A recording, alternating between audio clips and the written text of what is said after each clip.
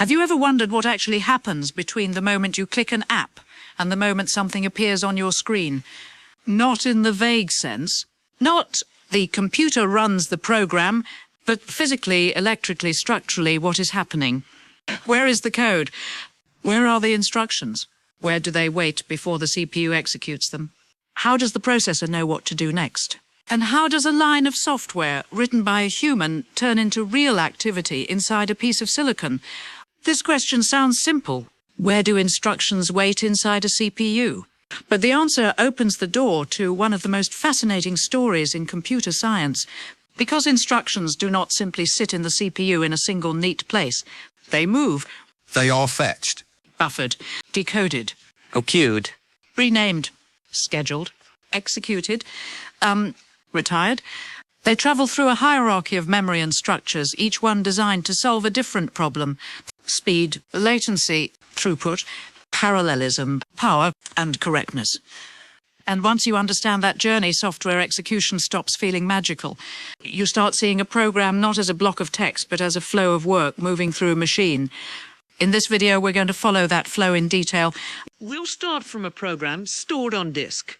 Then we'll see how it gets loaded into RAM, then how the CPU fetches instructions into its caches, then into the front end, then into decode, then into internal queues and scheduling structures, then into execution units, and finally into retirement, where the processor makes the results official. Along the way, we'll answer the real question. When an instruction hasn't executed yet, where exactly is it waiting? Sometimes it's in RAM, sometimes in cache. Sometimes in an instruction buffer, sometimes in a decode queue, sometimes in a reservation station, sometimes in a reorder buffer. So trace, and sometimes it has already half moved through several of those at once, depending on the microarchitecture. We'll also separate a few ideas that often get mixed together. Program code versus machine instructions, memory versus registers, architectural state versus microarchitectural state, and software's view of execution versus the hardware reality underneath it. By the end, you should be able to picture the life of an instruction from storage to retirement and understand why modern CPUs are less like simple calculators and more like massively optimized traffic systems for tiny pieces of work. Let's begin at the very start, because before an instruction can wait inside a CPU, it has to exist somewhere at all.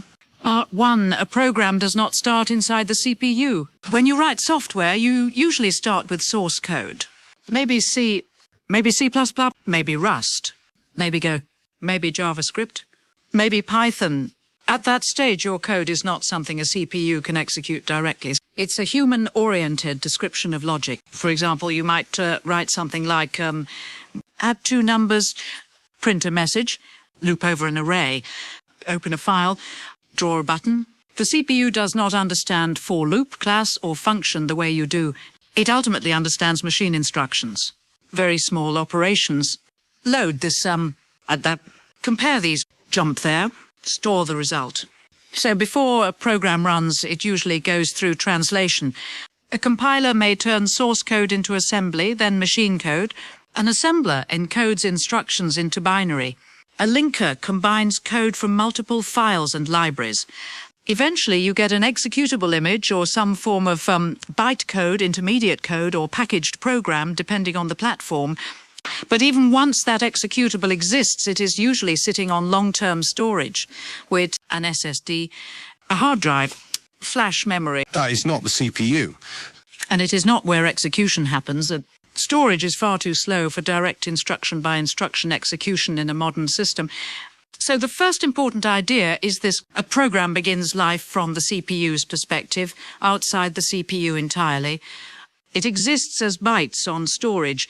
When you launch the program, the operating system gets involved. The loader maps the executable into virtual memory. Relevant code and data pages become part of the processor's address space. Some pages may be loaded immediately. Others may be loaded lazily on demand. This is already an important correction to a common mental model. People often imagine that launching a program means copy the whole program into RAM and start. Sometimes parts of that are true, but the reality is more dynamic. Modern operating systems use virtual memory.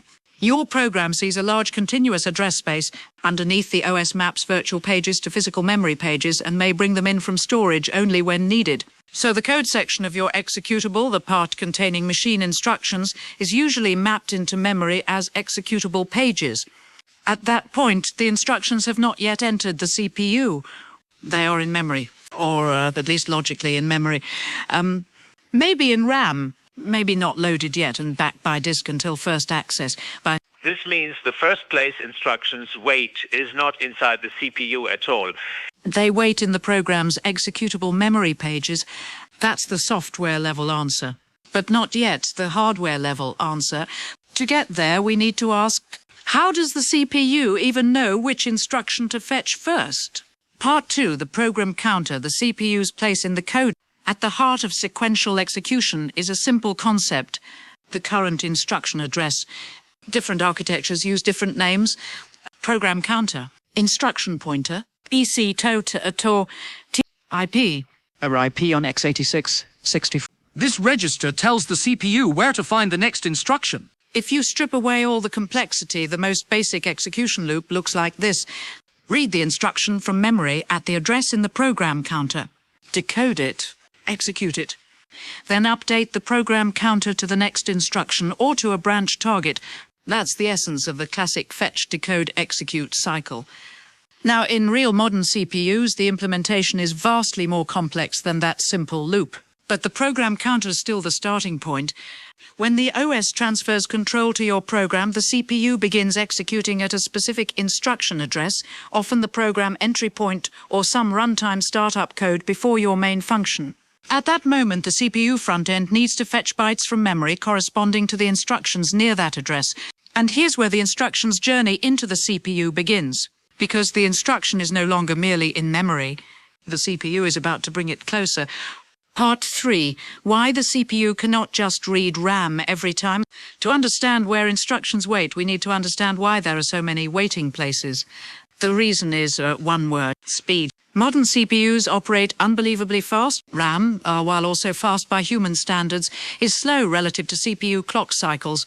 If the CPU had to go all the way to main memory for every single instruction fetch, performance would collapse.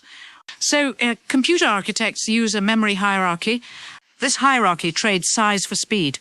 At the far end, you have storage, large, cheap, slow, then RAM, smaller, faster, then CPU caches, much smaller, much faster. Typically, L3 cache, L2 cache, L1 cache. And usually there is a separate L1 instruction cache for code and L1 data cache for data, at least in many modern designs. This split is often called a Harvard-style split at the cache level, even if the overall architecture is not a pure Harvard machine. So when the CPU wants to execute code, it tries very hard not to fetch instructions directly from RAM. Instead, it wants those instructions in the instruction cache. So now the answer to where do instructions wait has become more specific. Before execution, instructions often wait in the executable pages in memory, then in lower cache levels, then ideally in the L1 instruction cache. If the needed instructions are already in L1 instruction cache, fetch is fast. If not, the CPU may need to look in L2, then L3, then main memory. This is why locality matters so much. Programs that execute nearby instructions repeatedly benefit from caching. A loop that fits well in cache may run extremely fast. A code path with poor locality, excessive branching, or large instruction footprint may cause instruction cache misses and stall the front end. Already we can see an important theme. Instructions are not waiting in a single line. They are staged through layers. Each layer exists because the CPU is trying to bridge a speed gap. But instruction cache still is not the whole story, because even when instructions are in the L1 cache, the CPU usually fetches them ahead of time into additional internal structures. That's where things get really interesting. Part 4, fetch, bringing instruction bytes into the front end. Let's imagine the CPU is about to execute a sequence of instructions. The front end of the CPU is responsible for supplying instructions to the rest of the machine. Its job is to keep the back end fed with work. If the back end is the part that actually performs arithmetic, memory operations, and logic, the front end is the part that finds and prepares those instructions quickly enough that the execution units don't starve. The simplest version of fetch is look at the current instruction pointer, read instruction bytes from the instruction cache, pass them onward. But modern CPUs do much more. They fetch multiple bytes or multiple instructions per cycle. They predict branches. They prefetch likely future instructions. They align instruction boundaries. They manage queues so the decode stage stays busy. Some architectures have fixed-length instructions like many RISC architectures. That makes fetch and decode simpler because instruction boundaries are regular. For example, if every instruction is 4 bytes, then the CPU can easily know where one instruction ends and the next begins. Other architectures, especially x86, have variable length instructions. That complicates the front end because the CPU may fetch a block of bytes and then has to determine where instructions begin and end before decoding them fully. So once instruction bytes are fetched from the instruction cache, they often enter an instruction fetch buffer or instruction queue. This is one of the key answers to the question in the title, where do instructions wait inside a CPU? One answer is in fetch buffers and instruction queues in the front end. These are temporary holding areas. They decouple stages. If fetch gets ahead of decode, instructions can wait there. If decode momentarily slows down, fetch may still continue for a bit, up to the capacity of these buffers. This buffering helps smooth out variation and maintain throughput. Think of it like a warehouse receiving dock feeding a processing line, but the incoming trucks are instruction fetches. The workers unpacking boxes are decode units. A buffer between them prevents small timing mismatches from shutting down the entire operation. And this buffering is essential because real CPUs are pipelined. Part 5, pipelining changes everything. A lot of beginner explanations accidentally make CPUs sound like they complete one whole instruction before starting the next. Meeting of the national treaties and the pitchibis and cannabis found up in aperture. That's not how modern performance works. Instead, CPUs pipeline instruction processing. That means different stages of different instructions overlap in time. One instruction may be fetched while another is decoded, another is executed, and another is retiring. This is much like an assembly line. If you had to build one car by doing every step in sequence before starting the next car, output would be low. But if one station does frames, another does wheels, another does paint, another does inspection, many cars can be in progress at once. The same is true for instructions. Pipelining means the CPU needs places for instructions to sit between stages. These are pipeline registers, queues, buffers, and various internal holding structures. So the moment you move from the simplistic one instruction at a time model to a pipeline CPU, the title question becomes richer. Because an instruction can be inside the CPU without being executed, yet in many distinct senses. It might be fetched but not decoded, decoded but not renamed, renamed but waiting for operands, ready but waiting for an execution unit, executed but not yet retired. At each of these stages, it is waiting somewhere. And those somewheres are physical or logical structures implemented in hardware. But this is what makes modern processors feel so alive internally.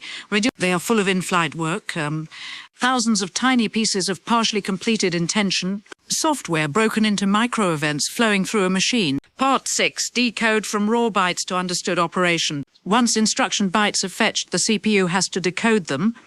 Decoding means turning raw encoded bits into control information the processor can act on. For a simple RISC instruction, decode may be relatively straightforward. An opcode field says what operation this is. Other fields indicate source registers, destination registers, immediate values, shift amounts, and so on. For more complex instruction sets, decode can be much harder. DAS-A6 is the classic example. Variable length instructions, many prefixes, different addressing modes, legacy quirks, complex encodings. Modern x86 CPUs therefore invest a lot of hardware in decoding. Sometimes they also use structures like a micro-op cache, which we'll discuss in a moment, to avoid repeatedly paying the full decode cost. At the decode stage, the processor determines things like what operation is requested, which architectural registers are read, which register will receive the result, whether memory access is involved, whether the instruction is a branch, what immediate constants are included, and how many internal micro-operations may be required. That last point is important. In some architectures, the instruction roughly maps to one internal operation.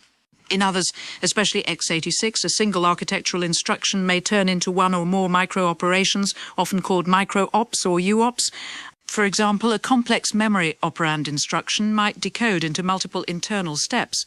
This means the thing waiting inside the CPU may no longer be exactly the original machine instruction as seen by software. Internally, it may be represented as one or more micro-ops. This is a major conceptual shift. Software thinks in architectural instructions. The CPU often thinks in internal micro in opposite. So after decode, the answer to where do instructions wait may become they wait as decoded micro-ops in queues. On some CPUs, there may be a decoded instruction queue Or a micro-op or queue. or a micro-op cache holding already decoded forms for future reuse. Let's pause on that last one, because it is especially elegant.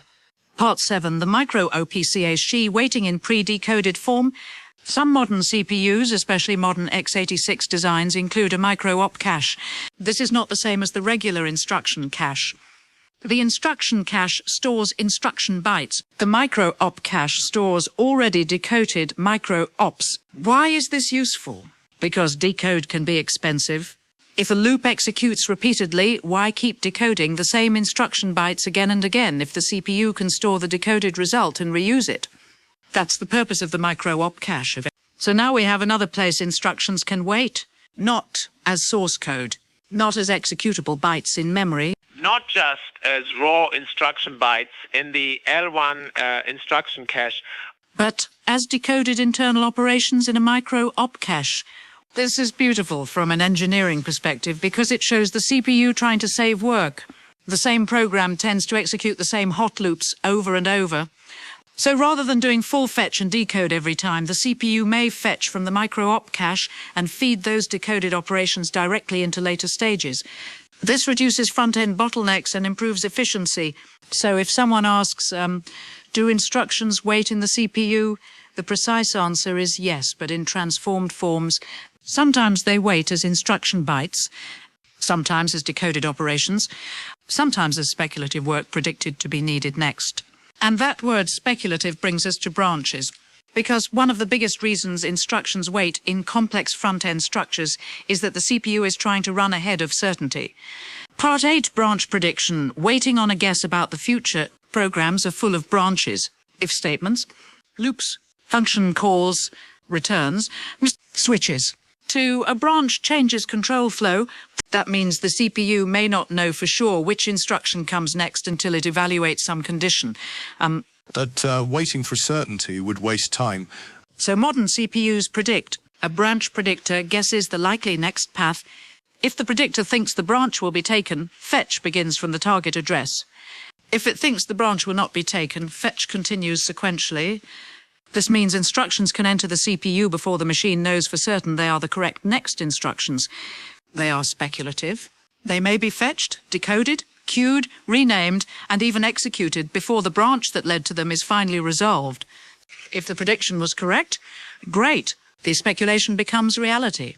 If the prediction was wrong, all that speculative work must be discarded. This is called a pipeline flush or squash, depending on context and terminology. So where were those wrong path instructions waiting? Potentially in all sorts of places. Please fetch queue. Decode queue.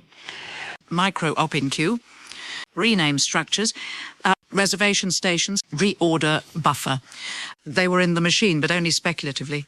This reveals another important distinction. When you ask where instructions wait, you also need to ask, are they architecturally committed? Or are they merely speculative?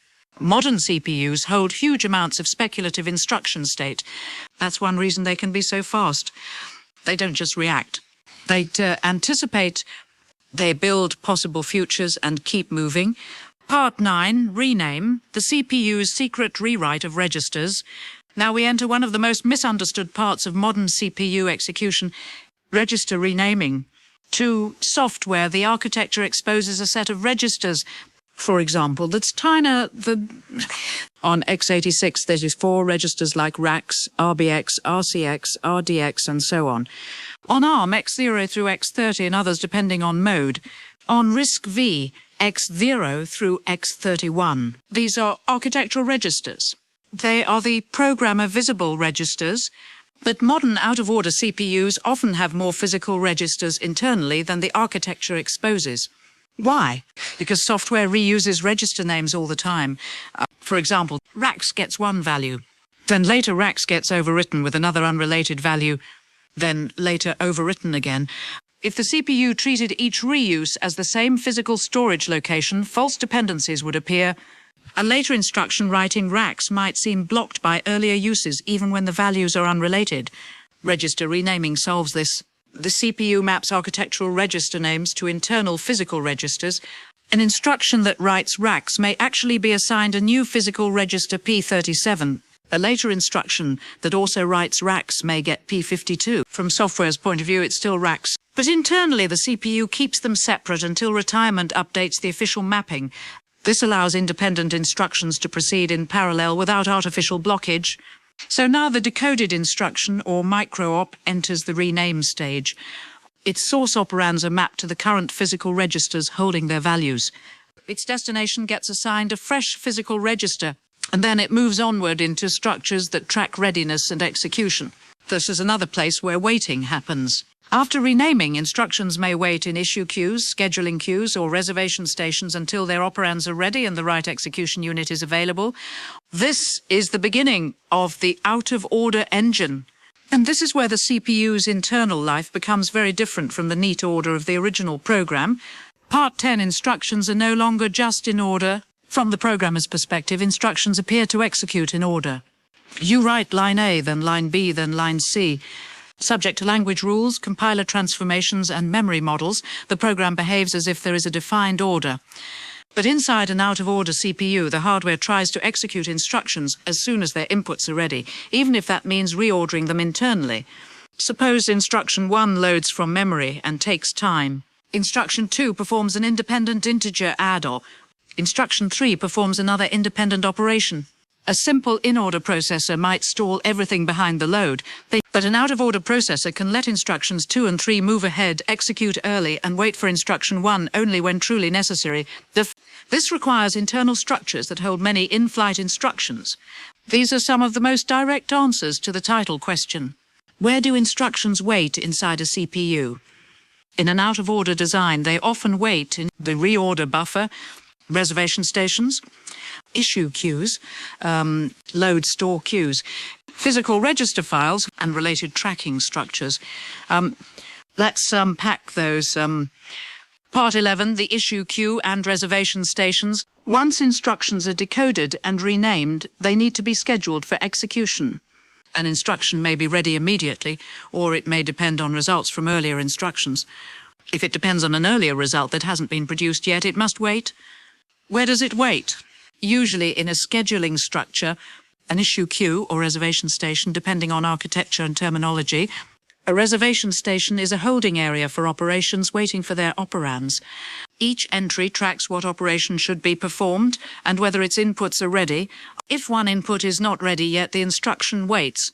When the producing instruction completes and its result becomes available, the waiting entry may wake up. If all operands are ready and the required execution unit is available, the instruction can issue. This is a critical concept. Instructions often do not wait because the CPU forgot about them. They wait because the machine is tracking dependencies. The processor is essentially asking, do I have both inputs? Is the execution resource free? Can I run this now without violating correctness? If yes, go. If not, wait right here. That right here is a scheduling structure. In some CPUs, there are separate queues for integer operations, floating point operations, memory operations, and branches. In others, the exact implementation differs, but the fundamental idea remains.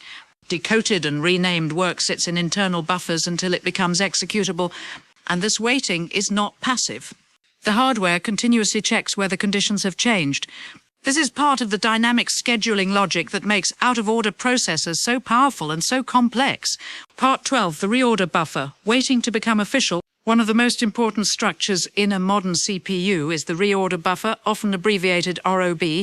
To understand why it exists, we need to confront a problem. If instructions execute out of order internally, how do we preserve the illusion of in-order execution as seen by software? For example, suppose instruction 5 finishes before instruction 4. Should the CPU make instruction 5's result architecturally visible immediately? Usually, no, because if instruction 4 causes an exception, or a branch was mispredicted, or some earlier problem occurs, then the machine must be able to roll back to a clean state as if instructions had executed in order. The reorder buffer helps solve this. When instructions enter the out-of-order engine, they also receive entries in the ROB. The ROB tracks instructions in program order, even if they execute in a different order.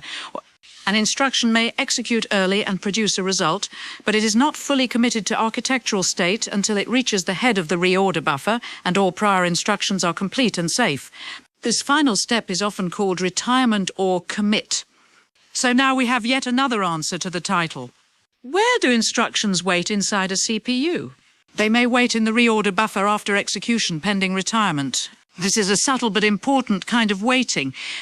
The instruction may already have done its work. The ALU may already have calculated the result. The memory address may already have been computed. The branch may already have resolved. But until the instruction retires, its results are not yet official from the architectural point of view. The ROB is therefore like a checkpointed, ordered ledger of in-flight instructions. It lets the CPU be aggressive internally while maintaining correctness externally. Without it, speculation and out-of-order execution would be much harder to make precise. Part 13 loads, stores, and the load-store queue. Memory operations add another layer of complexity. Registers are relatively easy compared to memory. Registers are named explicitly. Memory is a huge address space. A load reads from memory. A store writes to memory. But in out-of-order execution, loads and stores may be encountered, decoded, and partially processed before it is safe to complete them fully. Why? Because memory ordering matters. Two memory operations may refer to the same address. A younger load should not incorrectly bypass an older store to the same location. A store should not become globally visible too early. Speculation may mean the CPU doesn't even know yet whether a path is correct. So modern CPUs use structures like load queues and store queues. A load may wait there while the machine determines whether older stores affect it. A store may wait there after execution until it is safe to commit to cache or memory. This is another major answer. Instructions often wait in the load-store subsystem. A store instruction, for example, may have already computed both its address and its data, but still sit in a store buffer waiting until retirement makes it safe to publish. A load may wait until address dependencies are resolved, cache data arrives, or memory ordering checks pass. This means memory instructions often have multiple waiting points. Before execution. During data fetch, and after execution, before final commit. And because loads can miss in cache, they can introduce large delays relative to simple arithmetic operations. This creates even more opportunity for the out-of-order engine to let other instructions bypass them. So while one load waits on memory, a swarm of independent instructions may continue flowing through the machine. This is one reason CPUs need large windows of in-flight instructions. The larger the window, the more chance the CPU has to find useful independent work while something else stalls. Part 14, execution units, ALU, FPU, branch, address generation. Eventually, an instruction leaves the queue and reaches an execution unit. What kind of unit depends on the operation. Integer arithmetic may go to an ALU, an arithmetic logic unit. Floating point operations go to floating point units. Vector instructions go to SMD units. Address calculations may go to address generation units. Branch instructions may use specialized branch execution logic. Multiplication and division may use dedicated longer latency units. Now, once an instruction begins execution, it may still not complete instantly. Some operations take one cycle, others take several. A division may take much longer. A cache miss may take far longer still. So even executing is not necessarily a single instant. There may be internal pipelines within execution units too. This means an instruction may be in flight inside an execution pipeline while other instructions are entering behind it. Again, the machine is layered with waiting and overlap. At the end of execution, results are typically written to a physical register, forwarded to dependent operations, or staged for memory subsystem handling. Dependent instructions listening for those operands may then wake up.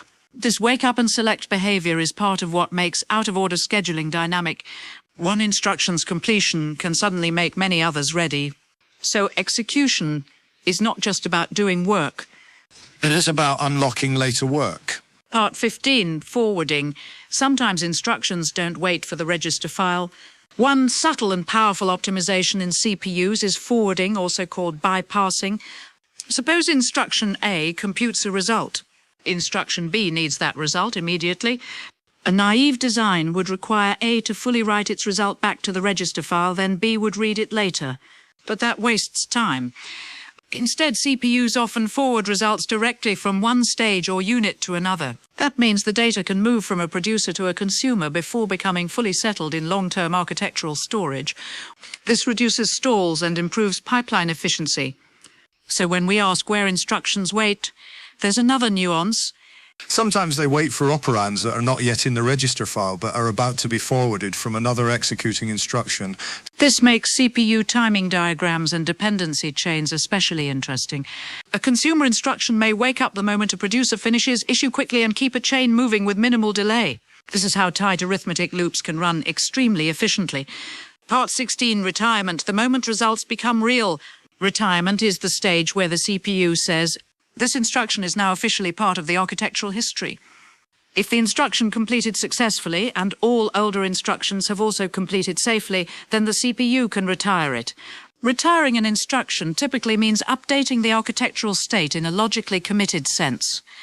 On a renamed machine, this often involves making the latest physical register mapping the official one and freeing old resources that are no longer needed. For stores, retirement may permit the store to become visible to the memory hierarchy if it hasn't already been safely staged. For branches, correct retirement confirms that the speculative path was indeed valid. Retirement proceeds in program order even if execution happened out of order. This is what preserves precise exceptions and a coherent model for software. So an instruction may have waited in the reorder buffer for some time after execution, and only now does it leave the active instruction window. At that point, its journey through the CPU is effectively complete. The instruction no longer waits. It has become history, and this idea matters because it tells us that there are really two different questions. Where is an instruction before it executes? And where is an instruction before it retires? In a simple CPU, those might be nearly the same thing. In a modern CPU, they are often very different. Part 17, the simple in-order CPU mental model.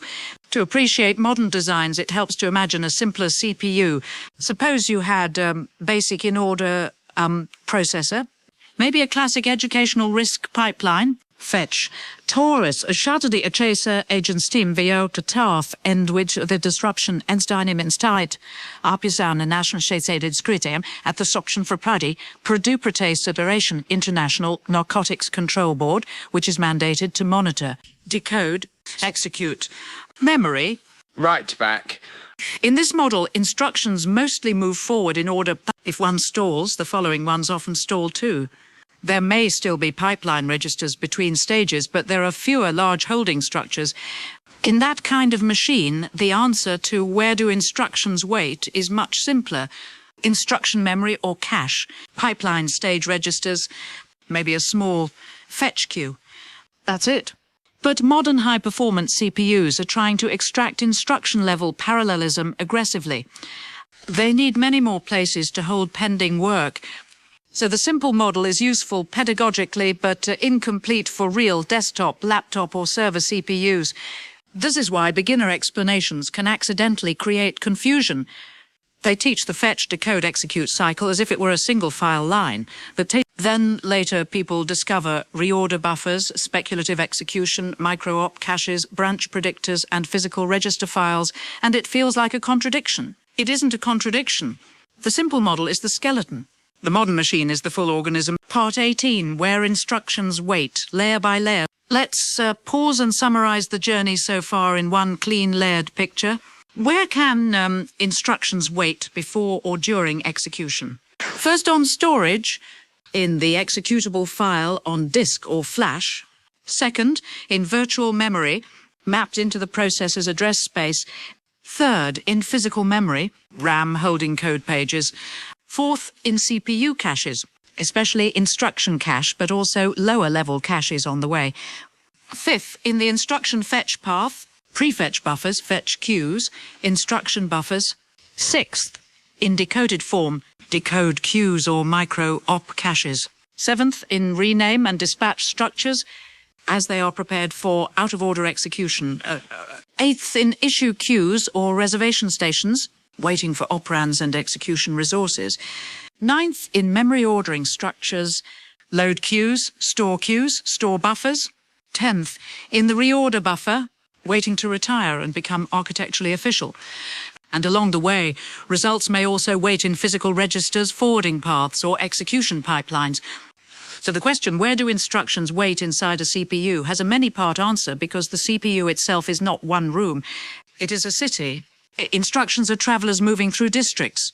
Each district exists for a reason. Caches solve latency. Queues smooth throughput. Predictors guess direction. Renomers break false dependencies. Schedules find opportunity. Reorder buffers preserve correctness. The whole machine is a system for managing waiting intelligently. Part 19, what about registers? Do instructions wait there? People often hear about CPU registers and assume instructions wait in registers. Usually that is not the right way to think about it. Registers mainly hold data, not instructions. Architectural registers and physical registers store values used by instructions, oddbins, addresses, intermediate results. The instruction itself is typically represented elsewhere in caches, buffers, queues, ROB entries, or micro-op structures. There are exceptions in the sense that some very small or specialized pipeline latches may contain encoded instruction information, and control fields derived from instructions may propagate through pipeline registers. But conceptually, registers are for data state, not the instruction stream. So if you're building a clean mental model, instructions wait in instruction side structures, data waits in data side structures and registers. The two interact constantly, but they are not the same thing. Part 20, what about the stack? Do instructions wait on the stack? Another common confusion comes from the stack.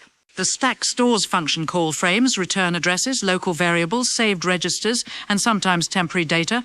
But instructions usually do not sit on the stack just because a function exists. The code for a function typically lives in the program's code section, mapped into executable memory. When you call a function, you're not copying its instructions onto the stack. You're changing control flows so the instruction pointer jumps to the function's code address. The stack is primarily for data associated with function execution, not the actual instruction stream.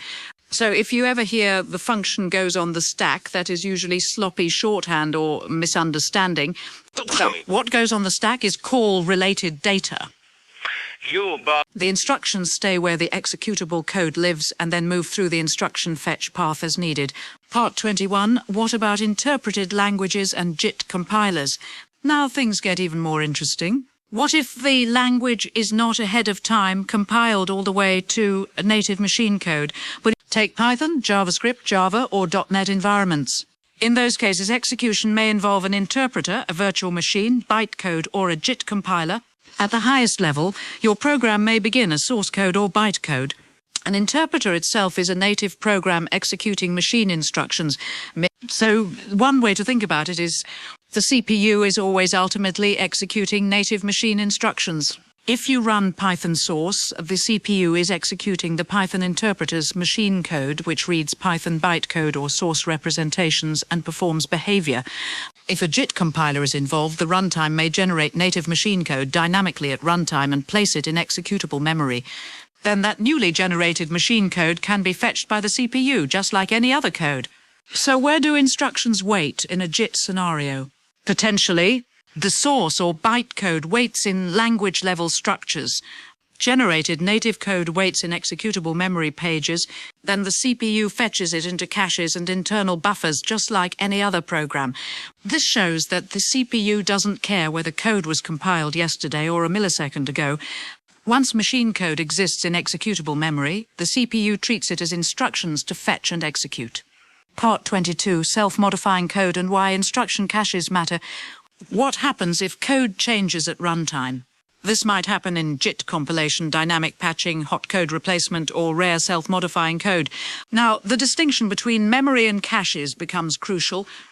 The CPU may already have old instruction bytes cached. If software writes new instruction bytes into memory, the processor may need cache coherence steps and instruction cache synchronization so the front end sees the new code rather than stale cached bytes. Different architectures expose different rules and mechanisms for this, but conceptually the point is instructions waiting in cache may not automatically reflect newly written memory content until the proper synchronization occurs.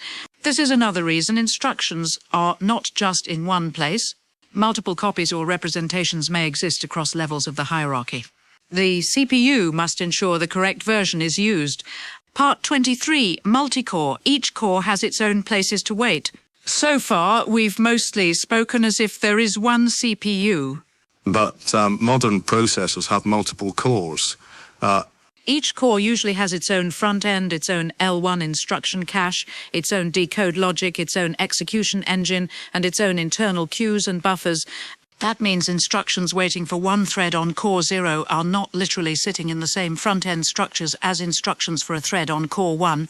They may share some larger resources like a last-level cache, memory controller access, or system interconnects, but much of the execution pipeline is per core. This matters because software execution is not happening in one giant central pipeline. It is happening in multiple semi-independent engines. And with simultaneous multi-threading or SMT, like Intel hyperthreading or similar techniques on other architectures, a single physical core may hold instructions from multiple threads in shared internal structures, depending on the design. So even within one core, the waiting places may be partitioned or competitively shared. This adds another layer of complexity. Instructions wait, not just because of dependencies, but because of contention for machine resources. Part 24, context switches. What happens to waiting instructions? Now consider an operating system context switch. Suppose one process is running, then the scheduler switches to another. What happens to all those in-flight instructions? The short answer is the CPU drains, flushes, or otherwise abandons active speculative pipeline state as needed during the switch, while preserving the architectural state required to resume later. Architectural registers, control state and relevant memory mappings are saved or switched according to OS and hardware mechanisms. But the exact in-flight microarchitectural state, the fetch queues, ROB entries, speculative reservation station content, is not something the OS saves and restores as part of the normal process context. That transient state disappears. When the process runs again later, execution resumes from its architectural state, and the CPU rebuilds its internal in-flight structures anew as instructions are fetched again. This is important because it shows a difference between durable program state and transient execution state. The instruction waiting in a reorder buffer is not permanent program state. It's temporary machine activity. If execution context changes, that activity may be discarded and later reconstructed from the instruction pointer and memory contents. Part 25, precise exceptions. Why order still matters. Modern CPUs go to great lengths to provide precise exceptions. That means if an exception occurs, like a page fault, illegal instruction, divide error, and so on, software sees a clean state as though instructions before the fault executed and instructions after it did not. This is not trivial in an out-of-order speculative machine. The reorder buffer and retirement logic help make this possible. An instruction may execute speculatively and even compute a result, but if an earlier instruction faults, the later instruction is never retired. From software's perspective, it effectively never happened. So again, instructions may wait in a kind of limbo, executed but not real yet. This is one of the deepest truths about modern CPU design. Internal activity and architectural reality are not the same thing. The machine may do work it later discards. It may compute futures that never come to pass. And that is normal. That is speed.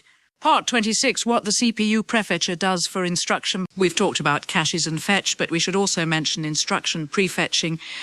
If the CPU can predict where code execution is likely to go, it may begin bringing instruction bytes into cache before they are explicitly demanded by the front end. This is another way instructions can wait closer to execution without yet being actively in a decode queue. The prefetcher is trying to reduce fetch latency by preparing likely future code locations. This works especially well for sequential instruction streams and predictable control flow. It works less well for unpredictable branches or highly indirect code paths. Instruction prefetching is one more example of the CPU turning time into opportunity. It uses spare bandwidth now to reduce waiting later. Part 27, front-end bandwidth. The CPU can only prepare so many instructions per cycle. One reason instruction waiting places matter so much is bandwidth. The CPU may only be able to fetch so many bytes per cycle, but decode so many instructions per cycle, rename so many micros per cycle, issue so many operations per cycle, retire so many instructions per cycle. Each stage has width limits.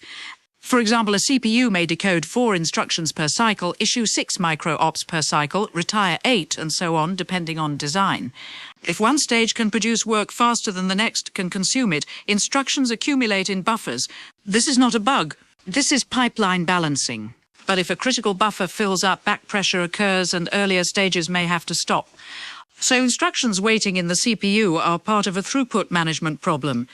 The processor is constantly absorbing bursts, smoothing gaps, and preventing bubbles from starving the machine. Part 28, the instruction window, how much the CPU can see ahead. A useful concept here is the instruction window.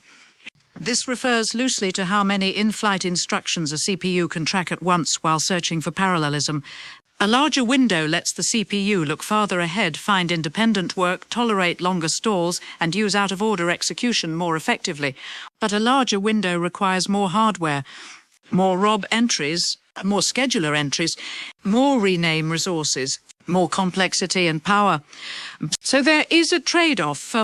Still, high-performance CPUs often track a large number of in-flight instructions. This means a huge amount of work may be waiting inside the CPU at any given moment. Not 1 or 2 instructions, potentially hundreds. And if you count all speculative and internal forms, a lot more state than most people imagine. That's one reason modern processors are engineering marvels. They are not merely fast because each transistor is quick. They are fast because they are sophisticated managers of waiting. Part 29, why stalls happen. If the CPU has so many clever waiting places, why does performance still stall? Because not all waiting can be hidden. A few common reasons. An instruction cache miss means the front end cannot get code quickly enough.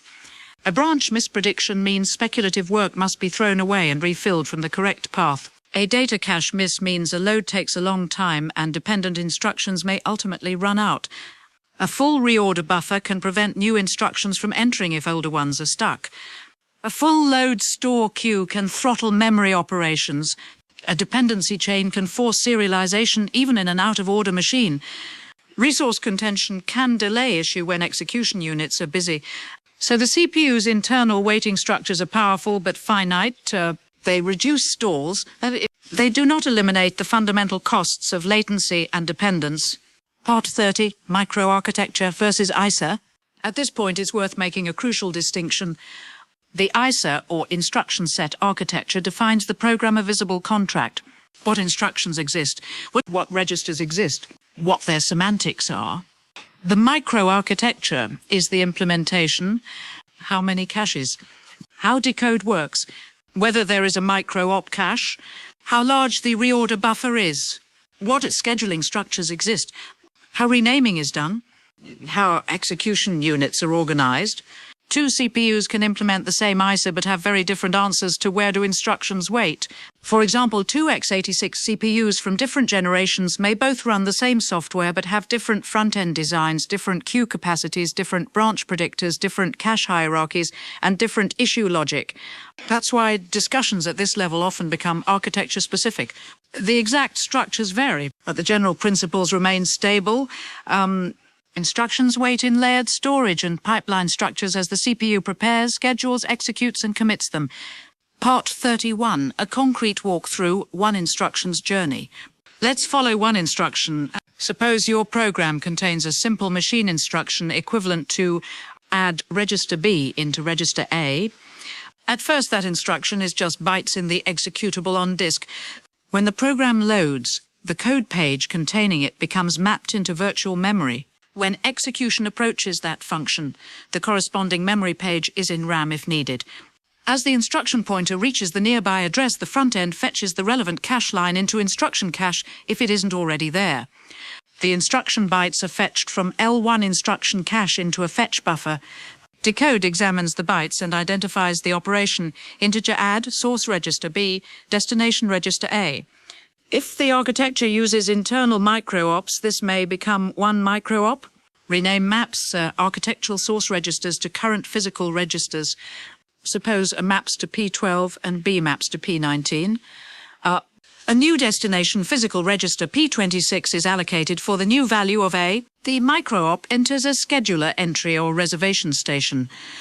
If both P12 and P19 are ready and an ALU is available, the instruction can issue quickly. The ALU performs the add. The result is written to P26 and forwarded to dependent operations. The instruction remains tracked in the reorder buffer. When all older instructions are done, it reaches the head of the ROB and retires. Now, the architectural register A is officially mapped to P26, and the old mapping P12 can eventually be reclaimed if no longer needed. That was one very simple instruction, and even that simple instruction passed through many waiting places. So when someone asks where was it before execution, the real answer is not one location. It was a journey. Part 32, a load instruction's journey is harder. Now, consider a load instruction. Load from memory address X into register A. Again, it starts as bytes in code memory. Fetched, decoded, renamed. Then it may enter a load queue. The effective address may need to be calculated, perhaps using a base register plus offset. The CPU checks older stores in the store queue to see whether any could affect the same address. If the data is in L1 data cache, the load may complete quickly. If not, it may miss and wait for L2, L3 or memory. During that time, younger independent instructions may continue executing. DAF continue executing. Autism but londat topping international treaties. The tune of the mud of the mopping present on dependent image proc side. The reply bush involved in fear mopping shoot and in topping in discard. The tune of the topping any tune to make those gills or go on a picture present on dependent in that shit to the end of shoots to the gatings and new discuss of it taken into the barrack tied new to view. When the data finally arrives, the load writes its result to a physical register and wakes dependents. Later, it retires in order. This demonstrates why loads are so central to performance. They are often the long poles in the tent. They also show that instructions can wait not just on control flow or scheduling, but on the memory system itself. Part 33, branches are special because they decide the futures. A branch instruction is even more interesting. When fetched and decoded, it may enter the execution engine quickly, but the CPU often predicts its outcome before execution completes. If predicted taken, the front end starts bringing in target path instructions. If predicted not taken, it continues sequentially. Those future instructions enter the machine speculatively. When the branch actually executes and resolves, one of two things happens. If prediction was right, execution continues smoothly. If prediction was wrong, all younger speculative instructions are flushed. This means a single branch instruction effectively controls whether a whole cloud of waiting instructions survives. That's why branch prediction quality has such an enormous impact on CPU performance. A good predictor keeps the machine full of useful work. A bad predictor fills it with work destined for the trash. Part 34, why x86 and RISC often feel different in explanation. You'll often notice that explanations of CPU internals feel cleaner when discussing RISC architectures and messier when discussing x86. There's a reason. Many RISC architectures use fixed-length instructions and more regular formats. This simplifies front-end fetch and decode. x86 inherits decades of compatibility and has complex variable length encodings.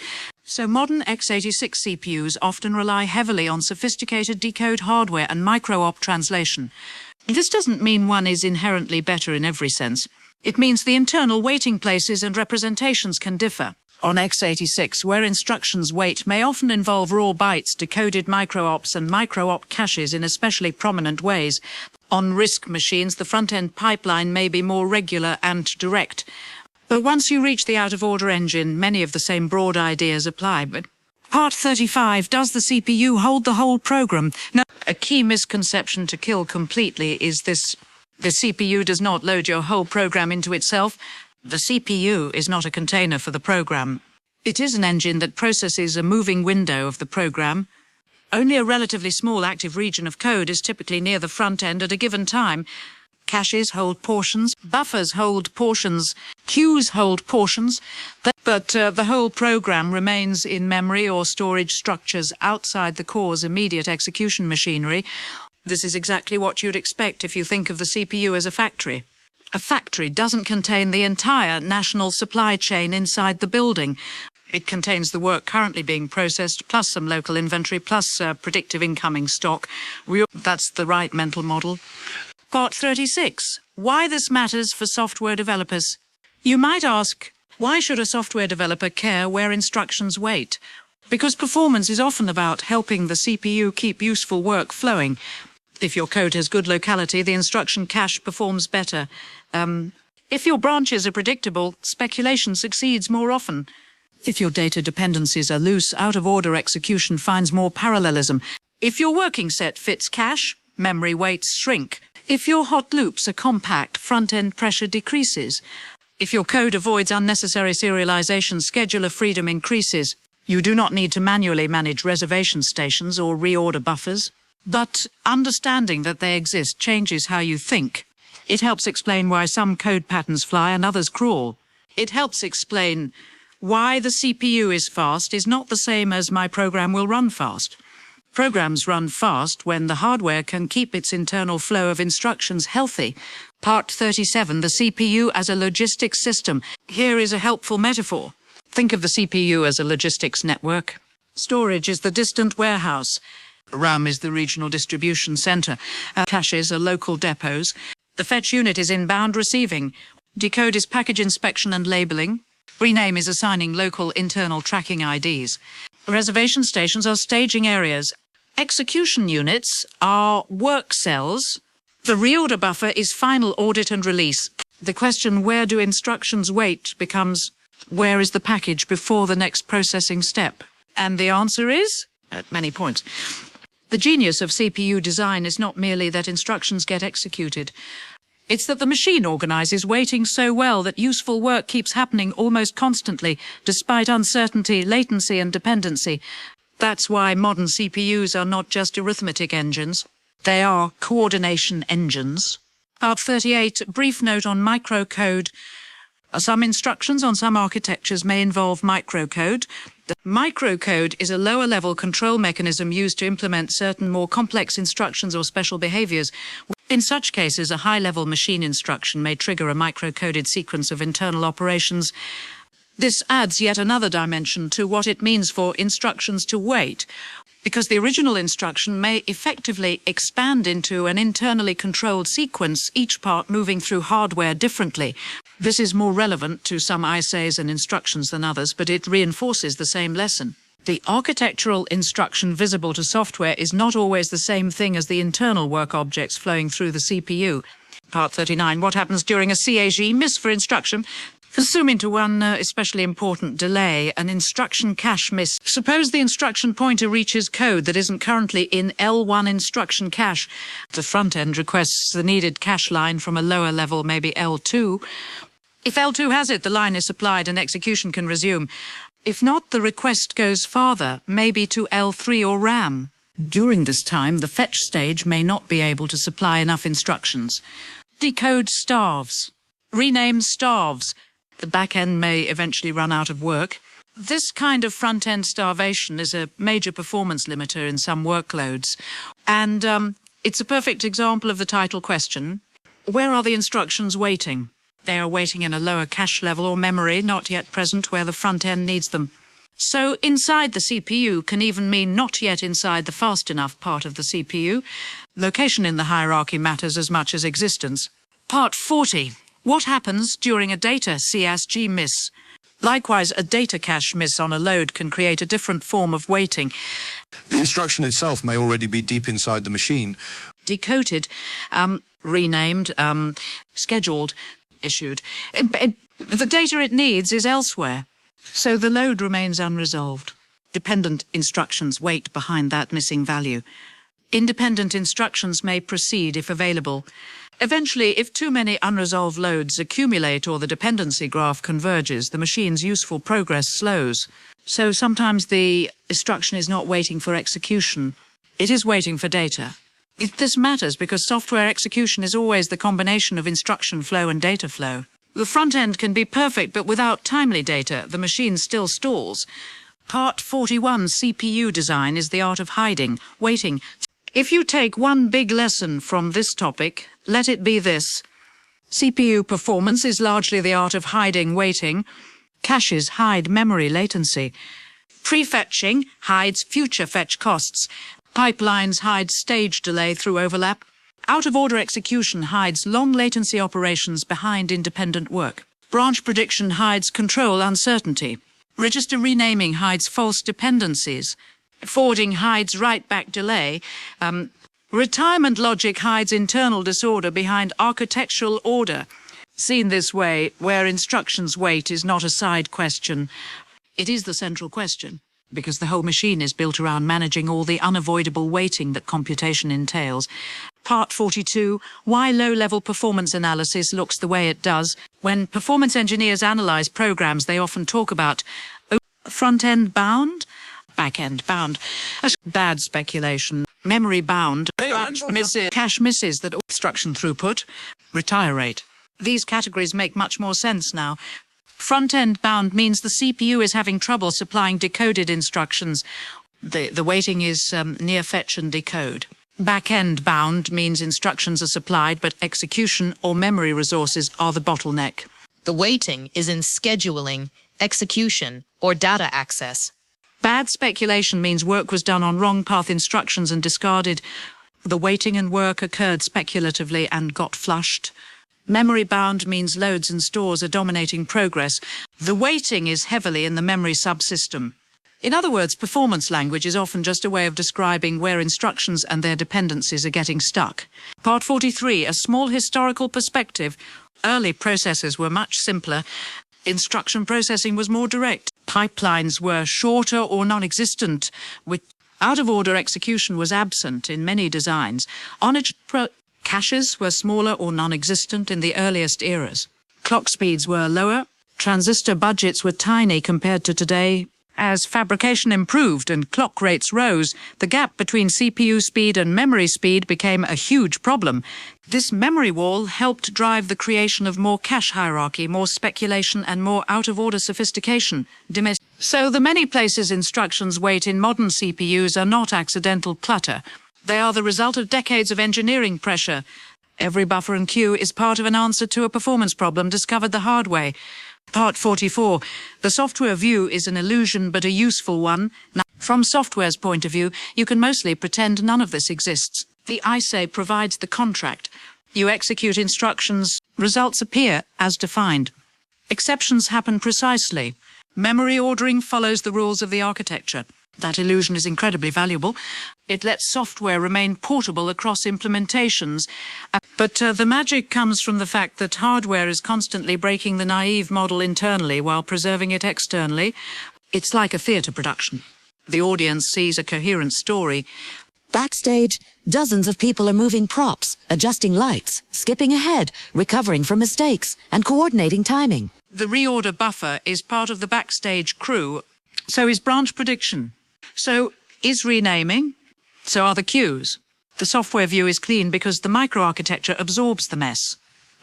Part 45. So where do instructions wait inside a CPU? Now we can finally answer the title directly and fully. Instructions wait in different places depending on how far along they are. Before entering the CPU, they wait in executable memory, backed by storage and RAM. When approaching execution, they wait in caches, especially instruction caches. Inside the CPU front end, they wait in fetch buffers, instruction queues, and sometimes micro-op caches. After decode, they wait as micro-ops in dispatch and rename paths. Before execution, they wait in reservation stations or issue queues until operands and execution units are ready. Memory instructions may wait in load and store queues. After execution, but before becoming architecturally official, they wait in the reorder buffer until retirement. So the most accurate answer is instructions do not wait in one place. They wait in a pipeline of places, and understanding those places is understanding software execution. Part 46, a final intuition to keep forever. If you remember only one mental image from this video, let it be this. A running program is not a script being read one line at a time by a tiny clerk. It is a stream of machine instructions moving through a layered high-speed system. Some instructions are far away in memory. Some are arriving in cache. Some are being fetched. Some are decoded. But some are waiting on data. Some are executing. Some are speculative. Some are done but not yet retired. At any given moment, the CPU contains a living window of your program's near future. That is where instructions wait, not as a static pile, but as motion held briefly in structure. And that, more than anything, is what software execution really is. Outro. So next time you open an app, run a loop, call a function, or write a line of code, remember, the CPU is not simply running instructions.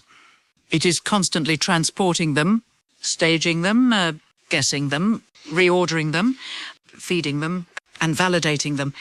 It is a machine built not just to compute, but to keep computation flowing. And the question, where do instructions wait inside a CPU, turns out to be one of the best questions you can ask, because it reveals that execution is not a moment. It is a journey.